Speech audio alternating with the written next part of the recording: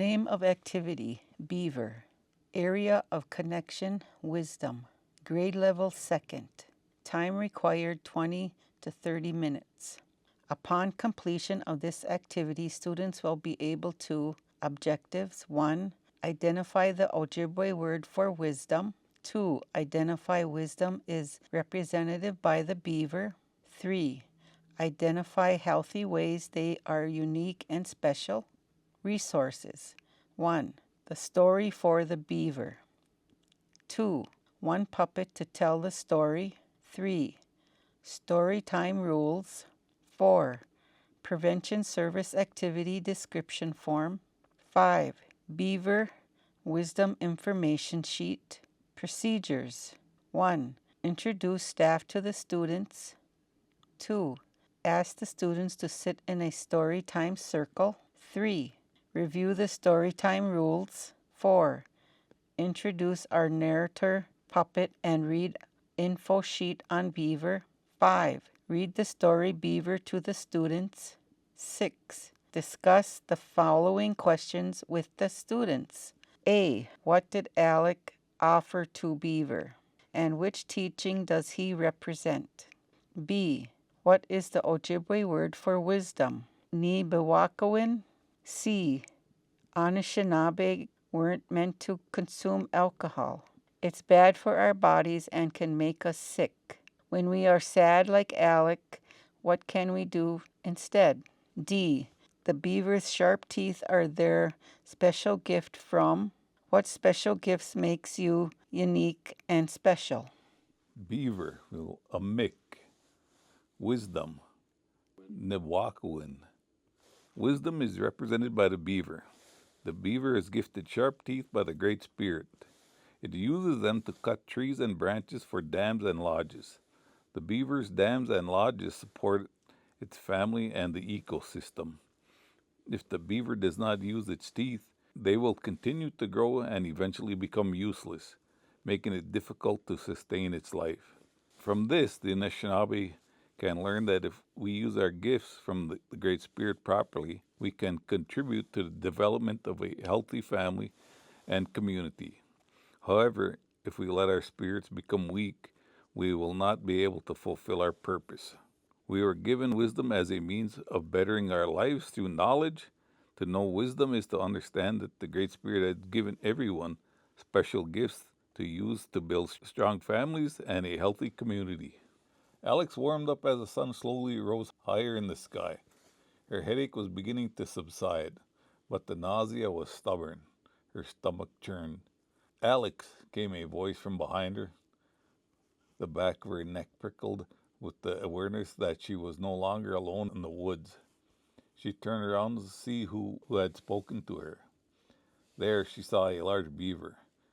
Beaver appeared shimmery, almost corporeal, with shiny brown fur and long whiskers. Alex marveled at the spirit in front of her. Bonjour, she said quietly, unsure of what to do.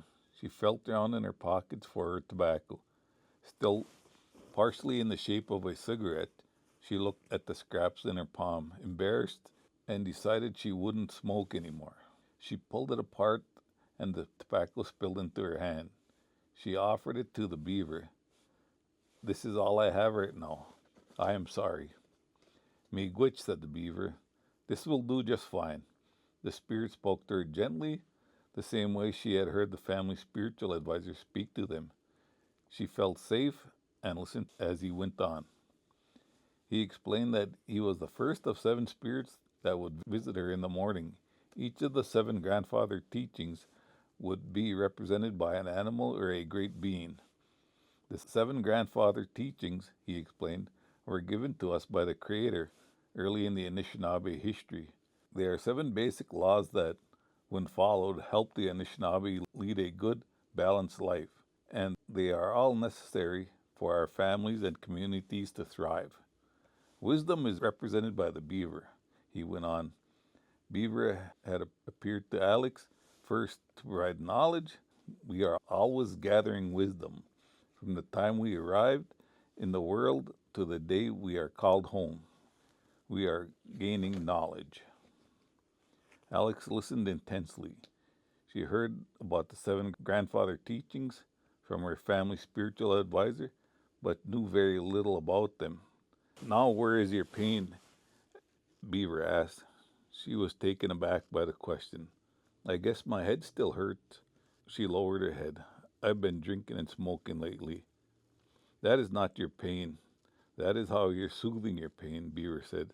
So what is your pain? Alex became aware of the ache in her chest. Her eyes burned. I don't know. It just makes me feel numb. You will, he said, voice soft. Anishinaabe are not meant to consume liquor. Your pain will linger until you're ready to confront it, not bury it. When Beaver was done speaking, he handed Alex 2 large squares of fabric. She was careful not to touch the claws when she took them from him. They were a mossy green color and rather plain, but they were good and steady strips of fabric. So with these, said Beaver, the other spirit animals will bring you the rest of what you need. When you combine everything that we have given you, you will begin to heal. Discussion questions. 1. Why does Alex use liquor to soothe her pain? 2. How does it make her feel? 3. What are some other things Alex could have tried instead? 4. What does Beaver gift Alex at the end? What does he say to do with his gift? 5. When we are sad, like Alex, what can we do instead?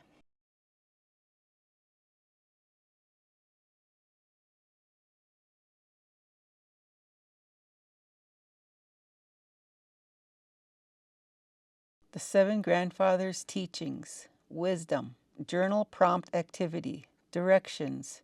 Read the journal prompt below. The prompt is to help kickstart creativity and encourage critical thinking about the grandfather teachings of wisdom. Set a timer for 10 minutes and begin writing a response.